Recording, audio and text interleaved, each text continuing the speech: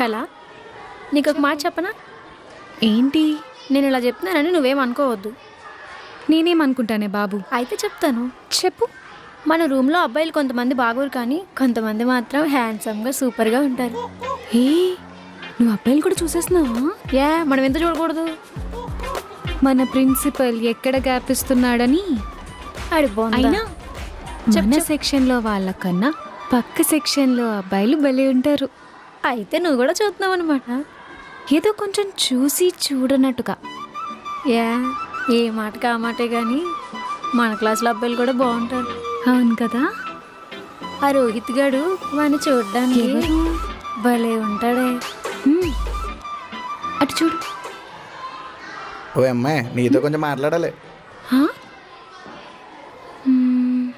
వెళ్ళాలా? ఇల్లు పిలుస్తున్నాడుగా, త్వరగా వెళ్ళవే, లేకపోతే ఇక్కడికి వచ్చేలా ఉన్నాడు.